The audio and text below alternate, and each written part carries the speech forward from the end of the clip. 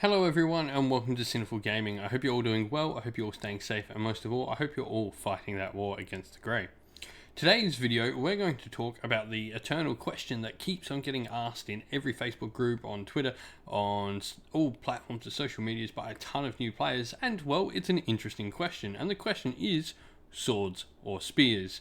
Become a bit of a joke and a bit of a meme to some members of the community at the moment, whether or not you do certain things on certain units. But we're here to discuss why you would choose the different options, and in general we're going to give reasoning and talk about why you choose different options for your units. So to start off with, the interesting thing with Age of Sigmar is that all units are priced the same for the different weapon options generally. This is where this question really comes into it. It's not like things like, say, Kurnoth Hunters, where there are 3 separate war scrolls for every different variation of weapon.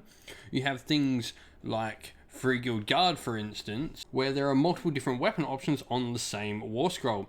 For Free Guild Guard, that is spears, halberds, or swords and shields. All these different weapon variations bring different things to the table, but they all have the same points value. And now it's up to you to decide what is going to suit the role you're wanting the unit to do on the tabletop. So, for instance, in Free Guild Guard, for example, you've got spears which have a longer range than all the other weapons, halberds have rend, and swords and shields have a better armor save. They all give different things. And so let's start talking about each one of these, because I feel they can apply to a lot of different armies, just talking about it in these different perspectives on what these types of weapons do and similar weapons to them. So let's go through them one by one. So let's start off by talking about spears. So spears generally will have a longer range or reach in the game. Generally, normally most weapons have 1, spears will generally have 2 or 3 inches of range. They do, however, suffer from a worse to hit roll most commonly, though it can also be a worse wound roll depending on which faction or army you're playing with and which unit. Now, the thing that spears really do well is they give you extra range, and this makes them doubly good when you're taking them on small base size models. So generally a 25mm base is going to be the best use of a spear weapon, because you're going to get those big units getting lots more attacks in. And if you can find ways to buff your units up, those long range attacks that generally have worse stats start to become a lot better if you can get the buffs off onto the unit. Though they also work well on 32 and 40mm base size models as well, because they get to allow those units to fight in 2 ranks. This doesn't necessarily mean you're going to want to take huge blobs of those larger base size units, but it does mean that maybe you can take a more medium sized unit. So instead of going 10, you can probably take 20 of them, instead getting all your models into fight. Now, these are generally the benefits for spears, though it does change with some other armies out there, but spears generally give you more attacks at a less of quality than the other weapon variations you'll find. So next, let's talk about swords and shields, or in this case, mostly swords. Now, Free Guild Guard will get these out of the way first. Have an interesting thing where when you take swords and shields to actually get a better armor save in combat, normally most models can actually take shields with most weapon variations they get.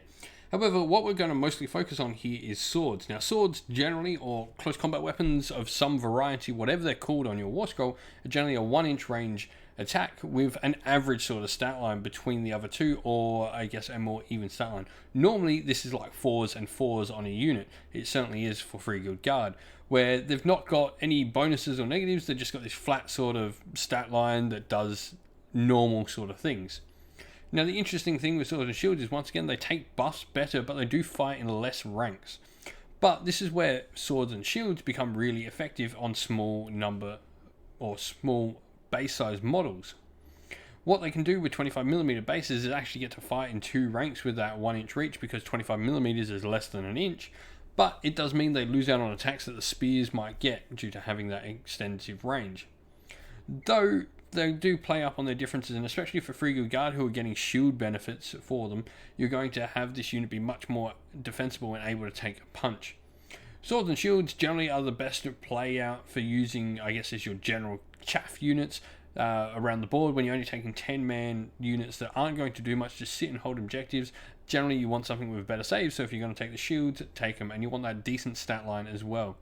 You're not planning to get into any offense. If they're getting into offense, they're already dead, so you're just wanting them to hold ground. It's best to take the most defensible stat line possible. And the last option is generally the more unseen one, I guess, in Warhammer Age of Sigmar, is halberds. Now, Free Guild Guard have this option. There's not a lot of war scrolls in the game that have 3 different variations of options on the same war scroll.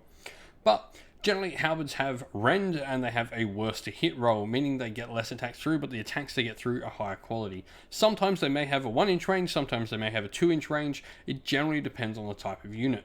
Now, the thing these do is they're going to be more offensive, so generally these things will work well on your smaller base sizes once again, though they will, if they've got a 2-inch range, work on your 32mm base sizes and things with rend like that.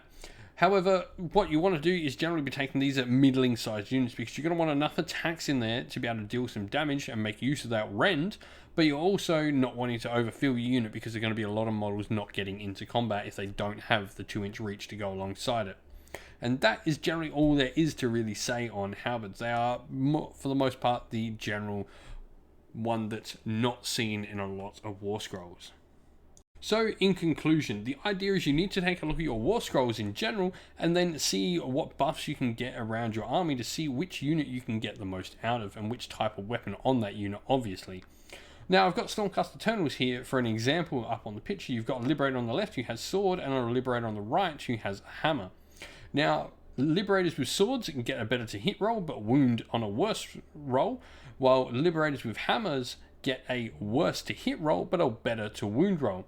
Now, the interesting thing is Stormcast Eternals don't have many access to buffs to wound, so this means that they do have a lot of access to buffs to hit, thus making hammers the better option even though their hit score is worse. Because they can get more buffs on hitting means they can lower that score easier than the wound score on their profile.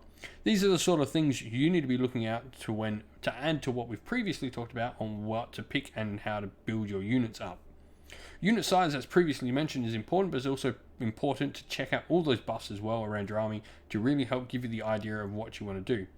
Lastly, it's worth noting of what you want to do with the unit. Do you want it to be a chaff screen? If so, build it so it survives. Do you want it to be an offensive unit? Then give it the weapons with rend, and all of the above. Thank you for watching though. Hope this has been useful information for newer players. Well, thank you all for watching. We hope you enjoyed the video, and if you did, please don't forget to leave a like and subscribe to the channel. If you'd like to come chat more with me and other members of our little community here at Sinful Gaming, you can do so by coming and joining our Discord server, which you'll find a link to in the description of the video. While you're on YouTube as well, go check out my featured channel section, which contains a bunch of other fantastic Age of Sigmar content creators doing everything from battle reports, tactical videos, lore videos, painting tutorials, and more besides that. Lastly though, we'd like to give a shout out to everyone who helps support the channel via Patreon and YouTube members. Thank you to James, AJC, JC, Christian Weir, Soren, Kenny Lowell, Outer and Shot First, Chaos Spawn, James Crowder, and Andrew Bowen. Thank you all so much for your support.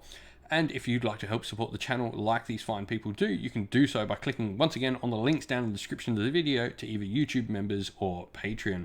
Thank you all for supporting the channel though, watching the content.